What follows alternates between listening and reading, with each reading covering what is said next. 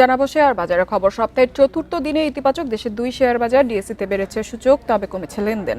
প্রায় ৪৫ ভাগ কোম্পানির শেয়ার দর বেড়েছে আজ। অন্যদিকে চট্টগ্রাম স্টক এক্সচেঞ্জের সার্বিক সূচক বেড়েছে প্রায় ৩৩ পয়েন্ট। বুধবার দিনের শুরু থেকেই ইতিবাচক ছিল ঢাকার শেয়ার বাজার। বেলা বাড়ার সাথে সাথে শুরু হয় সূচকের উত্থান পতন। দিন শেষে ডিএসইএক্স সূচক ৮.৪৭ পয়েন্ট বেড়েছে, অবস্থান করছে ৫,৩১৭ পয়েন্টে। সূচক বাড়লেও কমেছে লেনদেন। আজ হাতবদল হয়েছে ৮৮৭,৭৭,০০,০০০ টাকার শেয়ার, যা আগের দিনের চেয়ে ১৩৮,৯৫,০০,০০০ টাকা কম। বেশিরভাগ কোম্পানির শেয়ারের দর বেড়েছে আজ। হাতবদলে অংশ নেয়া ৩৯৭টি কোম্পানি ও মিউচুয়াল ফান্ডের মধ্যে দর বেড়েছে ১৭৯টির, কমেছে ১৬৭টির এবং অপরিবর্তিত রয়েছে ৫১টি প্রতিষ্ঠানের শেয়ার দর।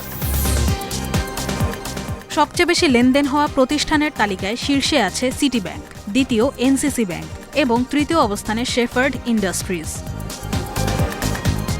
এদিকে শতাংশের দিক থেকে দর বৃদ্ধির তালিকায় প্রথমেই আছে আলিফ ইন্ডাস্ট্রিজ, ইউনাইটেড ফাইন্যান্স দ্বিতীয় এবং তৃতীয় বিডি থাই। অন্যদিকে চট্টগ্রাম স্টক এক্সচেঞ্জের সার্বিক সূচক ৩২.৬১ পয়েন্ট বেড়েছে। লেনদেন মোট ২৪,৩১,০০,০০০ টাকার শেয়ার।